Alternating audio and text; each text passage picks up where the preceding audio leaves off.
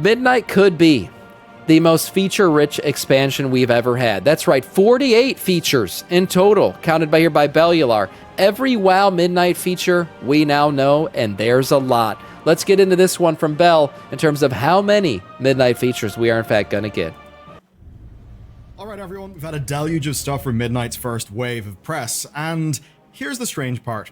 Blizzard's own sources have actually been wrong about the contents of their own expansion. Nice. We've seen awfully written blog posts, a completely fractured media presence, and the likes of dev panels not be streamed and then be uploaded with absolutely awful audio. You know, it's almost as if their internal social media, marketing, and publishing teams were completely gutted. Oh, surprise. Yeah, they fired people. There's repercussions. Yeah, those people were actually doing things, believe it or not. All those people that got fired. It's true.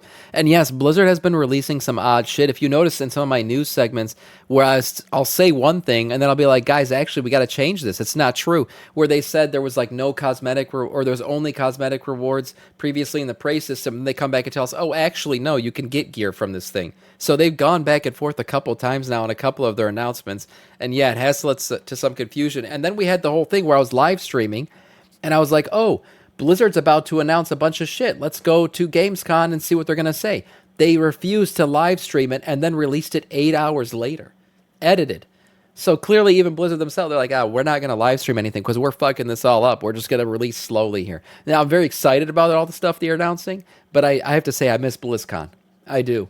I miss BlizzCon. It was much more polished. It made more sense. We'd get our cinematic, and then right after you get all the announcements of all this shit. I'm sure Gamescom financially is a better move for them, right? Because they don't got to set up everything themselves. But still, the way things have been announced have been a little bit janky this year.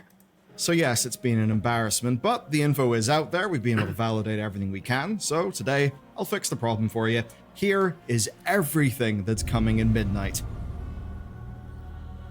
Okay, we've got a new feature coming called Prey, and it matters because WoW's open world gameplay hasn't foundationally changed since Legion, which was 9 years ago. That's when we got world quests, but now they're kind of stale. So Blizzard are adding in a new challenge called Prey, and Prey is a PvE gameplay system. Basically, it's a sort of hunter be hunted thing while you are questing or flying around. And what you do is you either pick normal, hard, or nightmare mode based on your skill difficulty. That's cool. And apparently it's similar to delve bosses like Kaivesa, but they're just out in the open world. Now, if that I would say it's like Kaivesa, but when Kaivesa used to pop up in the Delve. Not Kaivesa at double question mark boss fight difficulty. That doesn't seem like what they're going for here. It seems like when Kaivesa or Underpin used to just randomly show up during your runs, if you guys remember, and you would have to quickly defeat them to get some loot, and then they would eventually run away. That's what it's probably going to be like in terms of difficulty on the higher end. There is a lower end difficulty of this. It's probably going to just be, tank and spank, beat the shit out of it when it shows up. But I don't know why nobody's comparing this to the Jailer's Eye. Everyone keeps comparing this to other things. The Eye of the Jailer used to be a thing in Shadowlands. Now, maybe because everyone has PTSD from the mall, they don't want to talk about it. But it used to be a thing where the longer you were there, the more the Eye would gather, power on you, and mobs would randomly start spawning and showing up to kill you.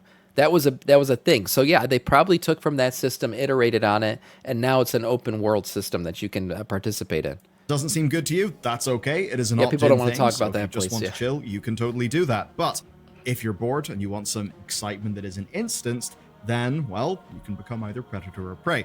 And overall, the impression I've got from this is that it's another layer of stuff on top of the regular open world experience. Everyone hated that. Just that it's one that does appear to allow for a good amount of challenge. Now, it will have cosmetic rewards, it'll have things like mounts, housing items, and I have to imagine gear and that sort of thing. But obviously there isn't confirmation in systems like that yet. It will have gear. There's huge news for returning players as well. Kind of incredible, actually. In Midnight, they're actually revamping the entire new and returning player experience. This is great. What that means is that Exile's Reach is getting revamped, and it will then directly lead into Dragonflight and the War Within. But what they're doing is essentially a streamlining of the story. Yeah. And that streamlining of the story is going to include raids in their new single-player story mode. So basically, there'll be no more skipping stuff. You'll get the full story now. A new player comes into the game, they will kill all the raid bosses, they'll hear the Iridikron story, all that stuff. They'll kill Farak. They'll learn everything about Xal'atath and everything, because they'll be doing all the content that was done back then with NPCs, essentially. So going through all the raids in story mode. I think it's a great great thing Blizzard's doing here. The new player experience has often been broken, and the good thing is, like, say you're a returning player or player who's hasn't played the same tune in a while. They even talked about the fact that, like, now there's going to be an experience with Jaina and Thrall where you can come back to an old tune and you'll go through some quest lines to relearn how to play your class. They'll get rid of all the old quests, all the junk that you've had in your bags for however long, and they'll just streamline everything for you. And you can jump out of that whenever you decide to. You stay in it, and you learn your class again, and then when you think you've got it, you can jump out, or you can complete the whole entirety of the quest line that they give you. Anyways, it's a good way for people to come back, and this is a great way for new players to come to the game. Be able to essentially this is good stuff from experience Blizzard. The story from Dragonflight through to now. But I don't do all which does sort of make sense, do because Dragonflight is where the World Soul Saga plot threads really did start to begin. Now, if you're returning more recently, you'll get a guided tour from either Thrall or Jaina around the Arathi Highlands, and they'll make sure you know about all the new gameplay and systems. So there you go, a personal welcome back from Metzen or Laura Bailey. Now, luckily, the new lore walking system is getting addition. No, I didn't pre-watch this, but I watched the BlizzCons, or not the BlizzCon, the stuff at Gamescom. So they did this. They announced a lot of this stuff over the weekend. I did watch that panel. Yeah, I got to know my shit a little bit. As well. And if you're not familiar with that, lore walking is a curated, narrated version of old quests that does actually have some sort of custom bits of new content as well. It actually went down really well when it was put into the game. Lore walking was great. Basically, you're walked through lore. It's old stories with new context, but importantly, they're always relevant to the modern story. So what Blizzard are doing is they're adding more lore walking campaigns. I'd expect to see new details on like everything elf related and everything light related, which, come to think of it, is quite a lot. Yeah. You may have seen headlines that transmogrification is free. That is actually not Lies. true, but it is going to be cheaper and the system is being revamped. And this is the most important thing, right? In Midnight, transmog is going to be slot-based, not item-based. It's great because what essentially this will do is, like I said, you get a new piece of gear in Raid, you equip it, so you get a new chest piece, you equip it to your chest. No longer will it just be this jankified thing that doesn't match the rest of your transmog. It'll automatically transmog to whatever you have set to that chest slot from now on. So that's pretty cool. So you would pay to stick a new hat I don't need my mod transmog on toy your anymore, head my slot, ethereal. not on the helmet that is currently in your head gear slot. That sounds a little bit complicated, but it basically is way more easy. If you transmog your head, but then you change your actual headgear, well, that'll be fine, because you'll just apply that slot's appearance to your new bit of gear for completely free. So that essentially means no more spending the transmog tax every time you get a new item. Though there are a few edge cases we're not super sure about, like if you have a two-hander transmog and you swap to a sword and a shield, but I trust they'll make things like that work. But that's actually not all. We're getting a new feature, which is contextual swapping. We don't have the specifics yet, but the idea basically is you would walk into your house, and then suddenly your character would automatically change its transmog into one of your choosing. Yeah, Blizzard showed this. He said we're not sure how it's going to work yet, but they did show it at the reveal of this system. And essentially, what it is you know you could save outfits right now. Well, there's also drop down menus within that save outfit tab where you can select the location of that outfit. So when they were showing the context of it, it was like there was a bar that said, location, and you could pick your house, you could pick raid, you could pick dungeon. Like there was a bunch of stuff, locations of where this transmog would apply, or city, capital city. So essentially when you walk into these zones that you have saved this outfit to, it'll automatically equip that transmog. It's pretty cool. Sweatpants mog for the house. I totally was thinking that. Or like right now, Christmas is coming around the corner, and this housing shit will probably be available before then because it's on our calendar right now for 2025. So we're going to get pre-patch and most likely player housing access before the new year, which means when you get all your Christmas X mogs, that's right, your little, green hat and green Santa Claus outfit, you can walk into your home and be all themed up, ready to go, right? Sit by the little fireplace in your house with your transmog equipped. And as soon as you walk out, you're all plated and armored again, ready to go. Nobody has to know that you were a secret closet furry while you were in your house because it automatically transmogs it off of you when you leave. Fantastic. So basically, a system that allows you to change your transmog automatically based on where you are or what you're doing. As an example, if you accept a summon to a raid, then yeah, you could load up your edgiest, glowiest set to look like the most hardcore raider you could be. But for a lot of people, say our peers, I think the notion of just being able to put on a nice, regular set whenever they walk into town automatically I think that'll be a big win for them. Yeah, and I think it'll be a big win for Moonguard. The question is, will they make Lion's Pride Inn have its own transmog sets? Because everybody knows you got to go in there as skimpy, leather wrapped as possible. We'll see if they allow stuff like that, or whether the Moonguard people will have to continue to transmog once they enter the inn. This next one's fairly minor, but it will be core to how the game feels. Vigor, as a part of the skywriting system, is going away. This is nice. So, skywriting, which is the newer, faster, more dynamic flight system, is changing to, instead of using the Vigor balls that we currently have in our UI, to use shared charges for abilities instead. And ultimately, this is streamlined, and it will probably be faster for most people, and it'll also clean up your screen as well. Because the Vigor bar is aggressively huge. It is. Nameplate and UI Next, updates. There's huge news for add-ons. So if you're coming back to Midnight, there are certain combat add-ons you won't need if this plan works. They've already started replacing things, of course, but now they're going one step further. Blizzard almost hid this news buried under the gameplay features heading, but basically, nameplate changes are coming, and an Xbox Wire post, yeah, I know, sums this up as more clarity, more customization, less clutter. So basically, way better default nameplates and more customization for them. Much but better. It's not only that, the advanced cooldown manager is also getting updates as well. And if you're not familiar with that, yeah, but Blizzard didn't really hide this, as he said. I think he made this video before they announced everything, but they did announce it officially. And it was Ian Hazakos and somebody else on stage, and they talked about the nameplates, and they showed images of it, actually. And they talked about how this is not just going to be like nameplates like as you currently know it. They really want to make this show specific mechanics in specific ways. So if there's a cast going off that's going to kill the entire group, the group should know that. And that nameplate will suddenly enlarge or change color or whatever, glow more, to indicate like this needs to be interrupted right now or you're going to die.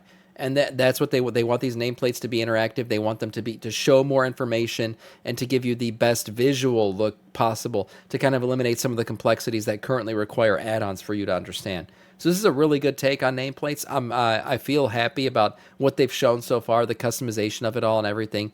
For me, the less add-ons, the better. When they bring up damage meters, I'm going to delete it. Delete the one I have. When they bring nameplates, I'm deleting my nameplates. Plater, I'm going to do it all. I'm going to go fully into the WoW ecosystem, the Blizzard ecosystem of add-ons. Damn, just don't give us anything to interrupt at that point. Well, the thing is, people don't interrupt. A lot of people just tunnel vision that shit. So no, I'm fine with interrupts being visually shown. And by the way, a lot of people already have their Plater add-ons set up like that. You just got to go into the custom UI and figure out how to do that. But this will be nice out of the box, just waiting for when Sam deletes his tune. It's ridiculous. Feature. It's basically their take on, and in a way, attack of weak auras. So with this being announced, it's fairly clear their next thing is Plater. Thank you for the follow-up to our Scourge. Early housing and Let's talk about housing then. Some good news. You're going to have your WoW houses before Christmas. That's because Ian hard confirmed that housing comes in patch 11.2.7, which will be, quote, later this year. And based on the current schedules, we believe they're targeting December, though you will need to actually own Midnight to play it. And we also got another nice hard confirm of a feature, and that is imports. Basically, if you like someone's house, you can just ask them for their import code, and then, well, you can import their house. Pretty cool, and it should allow for a lot of community sharing. That's cool. As an example of things like templates for houses or kitted out areas. Okay, let's move. My whole thing with the import feature, and they said this is a work in progress. It probably won't be available right away. But how would it work if you're missing certain items? Would it just leave those spots blank? I wonder. Or will it try to replace it with something else? Most likely just leave it blank. That's probably the tough thing that they're working through right now with the code, is how do you deal with people having items that certain other people don't have, and then you do the import string. Move into some content then. Well, we finally know what's going on with the Haranir. They're going to be our allied race this expansion. Basically, they're the ancient, druidic, troll-like people from deep underneath Azeroth, like, say, Orwena from the War Within cinematic. And we actually found... I would really like to see an indicator for when you are ripping aggro from the active tank. They did say that. They said that would be available. They mentioned like it turning like on fire or something like that. Or showing like a fire animation, meaning you're now ripping aggro and it's now targeting you. They mentioned that, yes, aggro and things would be indicated via their new Plater system. So they're thinking of everything you're thinking of, Jones. They already know what's in the add-on. That's all they got to do is take what's in the add-on, implement it their own way, make it better even. and it'll be better. It'll be a good thing. They talked about damage meters, even how their damage meters will be better than the ones you currently use, because the ones you currently use, when you phase out into certain phases or you enter certain like weird iterations in a boss fight or something, sometimes the damage meters lose track of damage. They said the way their meters will track things, they can use their internal code more efficiently, and it'll work better. It'll never lose track of players. It can whether they're on a different server, a different phase, doesn't matter. It'll be able to track their damage properly. So it'll be their version of these add-ons will be better. Now, will they launch broken? Potentially. Yeah, I mean, it's Blizzard, most likely. But eventually, these things will be better than what you currently use. Found files in the data mining they make the last game, year so they have more access to more stuff. It seems like they were maybe planned to be in our hands earlier, but hey, now we're finally getting them. And that's complete with brand new Druid forms for the first time since Battle for Azeroth. And thankfully, they can be either faction, just like with the Earthen, and you'll be able to be every class except for Paladin, Demon Hunter, and Evoker. They're apparently bioluminescent, and from what we've seen in people's pictures of slides from Gamescom, well, the customization options do actually appear to be quite diversified, so you can really make these guys look pretty damn different. They're avatars.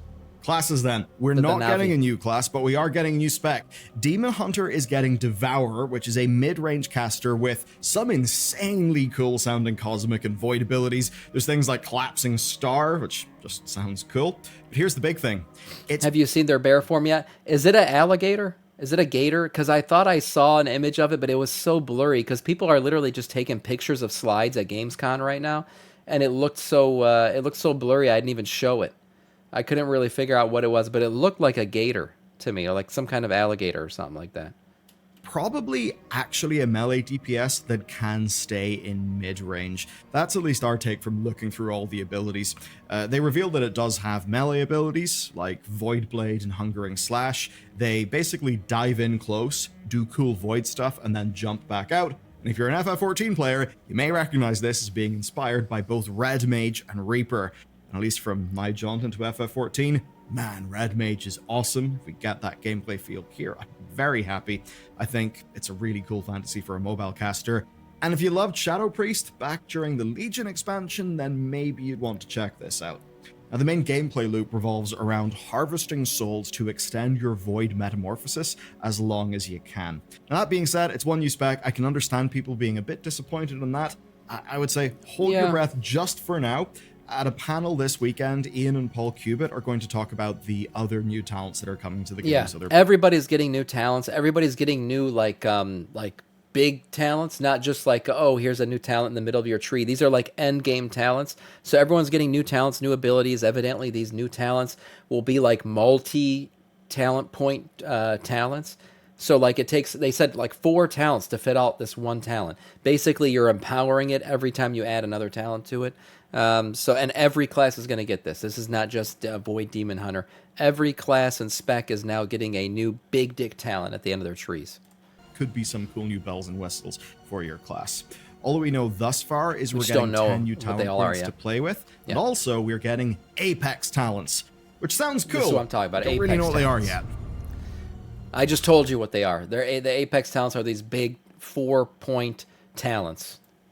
So that's a lot of stuff. What about the actual content? Well, here's what it is. 4 major story zones. First, the Eversong Woods, which are revamped, healed from the Scourge, and now also include the Ghostland. So it's all that as one big zone. Second, Zulaman. That's the Forest Troll Empire, also but can't wait to massively expanded. Man, it looks gorgeous. Yeah, it looks great. Third, Harandar. This is a zone really that don't is give a shit about it. deep under Quel'Thalas, where the unknown This world was the Rootlands trees patch, let's be honest. Meet. That's, of course... This was all part of the Rootlands patch that Blizzard decided to, or Metzen decided to upend and give us an ethereal patch instead. Where we're going to meet the Haranir. And then finally, there's Voidstorm, which is a distant void world where Xal'atath has her base of operations. I honestly wonder if it's maybe the place that she actually used to call home. We don't know how we get there, but if I was to speculate, there is a big hole in the sky. Maybe we fly up it. Story-wise, this one is going to be different from the last few expansions, though. We start off in Eversong, fighting off Xal'atath's attack from the cinematic. Are they giving us more than 30 or... Yeah, we're getting 10 extra talent points. We are getting 10 additional talent points than we currently have. Once we sort that out, we get a choice. We're also getting 10 additional levels, right? So I'm assuming we're going to get 1 talent point for every level that we gain in Midnight. That's how it's going to work. There are 3 middle chapters to choose from. One takes us down to Harrendar to discover Azeroth's hidden history and to befriend the Haranir. Another is to go to Zulaman to awaken dormant troll gods and recruit them to our cause. The third... Do you guys think there's a chance we're going to see Bwansamdi in the troll zone? I mean, we're going to talk about... It's already confirmed there's going to be Loa storylines in that zone. So could we see Bwansamdi again? I don't know. He was like the best thing that came out of BFA. Are we going to see him again? It'd be cool if we did. It's not a new zone. Of course, I hope so. It's so. Quite cool. We investigate the light. Basically, it's Arator, which is Alaria and Turalian's son, taking us on... Quick note here. I mean, my God, we got the 6-foot plus Giga Chad. Look at Arator's new model, how much taller it is than his parents. What the hell? Now, he's badass. I do like his new model. I think it's cool. He's tatted up. He's ready to go. He's hardcore. And he's got like a Judgment-esque set on, too, which is pretty cool. A quest, a pilgrimage across Lordaeron's holy places. Looks Stuff great. like Light's Hope Chapel. Essentially, it's a campaign chapter that's not limited to only being in a new zone, which honestly I think is a no-brainer for just trying to tell a good story that takes all the cool stuff from Warcraft into account. So I like that. Once we do the 3 of those, we wrap it up in Voidstorm, and it's quite cool. Basically, the Army of the Light are going to be at our back, and we lay siege to Xal'atath's fortress once and for all. And I'm sure everything will go accordingly to plan. Let's talk about the main city. The main city this time is Silvermoon, but there's actually a twist. It is not a neutral city. It's the base for both factions, but the Alliance only gets a relatively small staging area. Yeah, so here's my plan for this. I want to create massive raids on stream where I just try to push it to other parts of Silvermoon City. That's most likely what I'm going to do here because I play as an Alliance player, but I love Silvermoon. I want to see it all. So what I'm going to do is create giant balls of 40-bad death pods that are going to push it to other parts of Silvermoon. That's what I'm going to do. So if you want to be part of that, quickly join when I queue those up. But anyways, I do think this is a cool take on how you create a hub cross-faction city where essentially you're not allowing everybody to go to every part. Now, I do think it'd be even cooler if they allowed some of the other elven races, maybe like Void Elves, who look like High Elves, to get into other parts of the city. It'd be kind of cool if they iterated on that way, but I understand the faction block is the easiest way to do it. And I wonder how big the part of the Alliance version of the city is going to be. Like, how far will the Alliance be allowed to go? Because this city, it's massive. This is not revamped Silvermoon. This is rebuilt Silvermoon. It's huge. It's Suramar-esque in terms of scale. It's beautiful. I can't wait to see it. I'm going to be... the music, man, I can't wait for that either. But I'm wondering how big is the actual part that the Alliance is going to be able to visit going to be? As an Alliance main... I'm actually really happy to see that. That's right. I think this is the right way to do things. It makes sense for us to be there in the story. I think the Horde have got a real raw deal. Wagyu. Thank you for the follow. Welcome to our Scourge. And for them, to get Silvermoon revamped, big new city in all of its glory, I think that's fantastic. Yeah. For an Alliance player's experience, being in a little enclave staging area, I actually think is pretty I think cool. it's cool. So yeah, I think I'm it's down cool. with this. And certainly from what we've seen, the art team are, as usual, cooking. Now, to be clear, Blizzard have not really done all of their deep dives yet. We don't know if there are more structural changes. We don't know if this will feel similar to Khazalgar in terms of rares, treasures, and world quests. But story and content-wise, I actually think that's sounding pretty good. Dungeons and Delves then, we're obviously getting them, and Blizzard confused everybody by being their own fake news. Well done, guys. Anyway, here's what is reliable and fact-checked. There are 8 dungeons, and some of them are pretty cool, like Windrunner Spire, which, by the way... Yeah, definitely cool. Windrunner Spire is going to be a nice lore drop for sure. Here's that Windrunner Spire Magister's Terrace, which I can't wait to go to, Murderer Row, and a Den of the Nolan Arc, and then we have the max level dungeons here, so level up in max level. 2 different versions, Void Scar, Nexus, Blinding, and Mazaria Caverns. Obviously, these max levels are going to enter Mythic Plus rotation. Some are pretty cool, like Windrunner Spire, which, by the way, is remade, way bigger, looks awesome. A totally remade Magister's Terrace, and Murder Row. So that's 3 in Eversong. Then there's the Den of Nalarak and Miasra Caverns in Zulaman, and the Blinding Veil in Harrendar. And the description kind of caught us off guard. A Dawnwell causing rapid growth that threatens Silvermoon. So I wonder what a Dawnwell is. Anyway, the last two are in Voidstorm, and they're called Nexus Point Zenith and Void Scar Arena. Sounds pretty cool. Now, the most recent patch dungeon, Ecodome Aldani, is absolutely fantastic. If it's a similar team continuing with similar quality, then yes, that would be very good indeed. Delves, then. Blizzard also gave us misinfo here. Thank you, guys. Some places said there were 7 delves. Others said there were 11 delves. I think but it's here's 10. what we're sure of. There are 10 delves, 10, plus one extra one for the Nemesis boss. That's right. No fake news here. 10 delves. The Nemesis boss is your double question mark boss fight at the very end. 3 are in Eversong, 3 are in Voidstorm, and 2 are in Zalaman, and there are 3 more that don't have confirmed Look at all those locations delves as of yet. And honestly, Greg I'm from really accounting. excited to just see how your soul they've out. got better at making delves, because now they've got a full expansion of feedback. Now, our new delve companion is going to be Valera Sanguinar. She's one of the few neutral but recognizable blood elves. She's got plenty of history. I think makes sense for her character. And to be real with you, from the perspective I mean, maybe this is going to hold. I'm happy they kept her armor the same. You know, Blizzard been covering up some characters lately. We all know Lyra, she's Sanguinar has she's always had that, you know, that nice armor. You know what I'm saying? They kept it the same, so that's cool. Someone who accidentally just good-looking character fell model. back in love with playing indeed. the basic game. I'm really excited for this. I'm especially excited. I hope they what's keep it coming that with way. raids. Let's just say it's an upgrade from Bran in the Delves, if you know what I'm saying. And maybe Greg from accounting can get some eye candy, knowing his abusive wife never gives him any of that these days. Raids are very different this time round. We're not getting 1, we're actually getting 3. Our first raid will be the Void Spire. That's an Assault on Xalatat's base, and it's going to have only 6 bosses, down from the usual 8. But then we've got a 1-boss raid in Harrendar, which is called the Dream Rift, and to finish it off, a 2-boss raid called the March on Quel'Danas, which is, of course, the island up to the north of Quel'Thalas. Yeah, Blizzard already confirmed these are not going to release all at once, so they're going to be, you know, tiered out versions of these, and difficulty will slightly increase as you get deeper into these. I'm assuming item level will increase much the same way that it currently increases in Raid right now, but it'll be split out in 3 different raids. So where your last bosses in the current raid drop the highest item level gear, most likely the March on Quel'Danas will be like those last bosses, and they'll drop higher level item level gear than, say, the Void Spire did.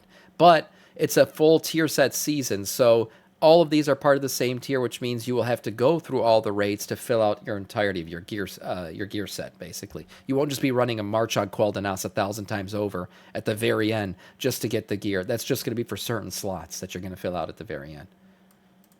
And a structure like this is almost completely new to Blizzard. This feels so old school that it's basically like a Burning Crusade or Wrath era thing. Because that's how they used to structure their raids. Like, I can't break this wall. My only option is to let Arthas clap my cheeks. No, Arthas don't got to clap no cheeks, okay? That damn blurb came out of nowhere. Environment is going to take a lot of work, so they must be doing that for good reason.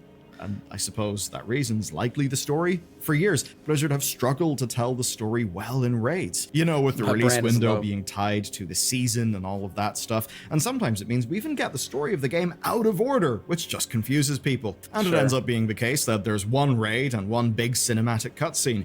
I think, though, with 3 raids, they can split things out a little bit more. They can have more story with the same amount of bosses, which does seem great to me. Now we'll have a big story beat, of course, in attacking the Void Spire, then a little intermission to fight an undreamt god in the Dream Rift, and then, after a week or 2, we'll get quests that send us to Quel'Danas. That basically is to Sunwell Plateau. You'll know that from the final patch of the Burning Crusade expansion if you played back then, as I did. Banging patch, and that seems to be our big finale. It seems to be the good news is that this will be picking up where the cinematic left off, that last raid. That's what it seems like, because we're going to be picking up at the invasion of Silvermoon and everything else. Story mode will be there, and it will, well, basically allow them to put real story in the raids again. So this could be quite massively improved, to be honest with you. And out of almost everything I'll say today, this seriously might be the most important thing. Blizzard are breaking tradition here. They're changing up the structure, but they're even doing it in a way that's making life harder for themselves. You know, making 3 raids, 3 raid environments instead of 1. So they must think it's worth it. It's not just that, you got raid environments, you got music, you got everything else. There's the same amount of bosses, but creating 3 different raid environments, 3 different cut scenes, 3 different sets of music as well. Yeah, it's a lot more work that's going to go into it, but it creates variety for the player, right? We're seeing 3 different raids in one season. This is going to be fun, less gratuitous, less, grindy feeling as we enter the same raid for the 100th time. At least this way you're going to have, 3 different things to look at, I guess, while you're raiding. But here's the most shocking thing. PvPers have not been completely forgotten. And I think this just speaks to how confusing the media environment has been. Many people don't know that there's going to be a new battle. I think those 3 raids are all we're going to get in Season 3. Well, I mean, we usually only get 1 raid in Season 3, so we're going to get 3. That's nice. And obviously Mythic Plus and everything else that comes with that. We're going to have that in that Season 2. A PvP season as well. Don't forget all the new world content that's going to be available for the season. There's going to be plenty available. It's more than we usually get. But yeah, I don't think we're going to get a 4th raid in the season, no. Ground that is 40v40. It's in Voidstorm. It's called Slayer's Rise, and it looks this is very basically cool. the first new epic battleground they've done since Ashran in Warlords of Draenor. Now, technically, it's changed from being an open world PvP thing to a epic battleground that happened late in BFA for Ashran, but that still is 3 whole expansions ago. But that's not all. They might seriously be working toward a future for at least some PvP. That's because loads of people love Comp Stomp. That's the versus NPC. Yeah, Comp Stomp's going to continue on, and I don't know if he's going to talk about this in PvP, but the most important thing about this new Voidstorm thing is, first of all, it's a completely new PvP match where you've got, the Horde on one side, the Alliance on one side, and one path to push. There's going to be NPCs pushing that you can recruit. So this is your MOBA, right, from the top down, but you're going from the back now, and you're pushing the lane. You got to push the Horde lane or the Alliance lane all the way through. That's how this thing's going to work. And then you kill the boss at the end of the lane to win the fight. And you recruit more and more NPCs to come push your lane. That's how, and it's going to be 40v40. There's going to be big fights in this thing. It's going to be cool. I'll probably try it on stream. But besides that, they said that this Voidstorm zone is going to be available in the open world, and it's going to be an open world PvP zone. I don't know if you're going to participate in the same kind of match where you'll be pushing back and forth, but they did say it's going to be an open world PvP zone that you can obviously opt into by opting into World PvP, and it's going to give you rewards for your Great Vault by participating in it. They said up to heroic item level, so that's pretty crazy. I love open world PvP. Like I said, Wintergrasp Enjoyer for many years over here, and I'm happy that they're finally bringing it back. I hope this is good. I hope so too. I'm excited. 40v40 is going to make your computers explode. Yeah, most likely. There's going to be plenty of lag. And the thing is, it's going to be, so the match starts with all the points. There's 3 points captured already by the Horde or the Alliance, and the center point is the neutral point. So the first thing, and they said they wanted to do this, was push everybody to fight in a big battle to start. So what's going to happen is you're going to ride down and clash 80 people in the center of the map fighting all at once to start the match. Epic sounding? Yeah. Is it going to be 1 frame per second? Probably. But we'll see how it all works out. Wait, did they say you can get hero gear from this? Yes, they did. I'll double confirm it. I'll pull up the little announcement of it after this. But yes, I'm almost positive they said heroic item level gear. They said the same way that you can get gear from Delves. So right now you can get heroic item level gear from Delves if you push high enough and you get your key and all that shit for your vault. You can do that as well here. Since Ashran in Warlords of Draenor. Now, technically... That was Prey, it? Could be Prey. You might be right. The Prey system, they did say you can get heroic item level gear from it. I might be confusing this with Prey. Fair enough. But we'll watch it again anyways. I'll check out just that PvP, because that section's important, because it's changing the way our vault works. For world content, so we'll see, but I'll pull that up after this. It's changed from being an open world PvP thing to a epic battleground. World PvP, maybe it's Prey. You guys might be right. For Ashran. You guys might be right. That still is 3 whole expansions ago. But that's not all. They might seriously be working toward a future. We don't need to rewatch it. I just told you. That's because loads of people love Comp Stomp. That's the versus NPC version of Battlegrounds. And those are becoming a fixed option instead of being a rotating thing. And the biggest thing is it's changing name. Its name is changed to the Training Grounds. I would then say, interesting. Training for what? Training for real PvP? Training for more battlegrounds Blizzard will put into the game? I'm assuming training for PvP. But more than any of that, is this it? Is that all? Because I've seen a lot of feedback from people saying that this seems small for an expansion. And in a way, you're right. But let me kinda tell you why. Blizzard screwed this reveal so hard. They did. There are tons of panels with... Was she drunk?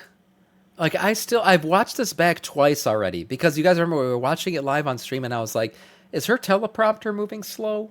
Or is she just, like, taking really long pauses? And then we later found out that Chris Metzen was supposed to be on stage with her, or possibly in place of her, but then he had to cancel, like, last second for whatever reason. So I don't know if she had the jacket made, so I'm assuming she thought she was going to be on stage. But she walked out there, and it was like the weirdest pauses, and like she couldn't even remember the name of the expansion at one point. It sounded like it was just weird, and she seemed like she was drunk. But it might have just been like, oh, last second she had to do it by herself, and Metzen was supposed to be up there. That could be it. Also, Frostmourne Zipper, that's a W. So hard.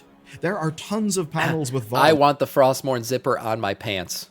That's what I want. I just want the Frostmourne hanging from my zipper on my pants. Be great. So hard.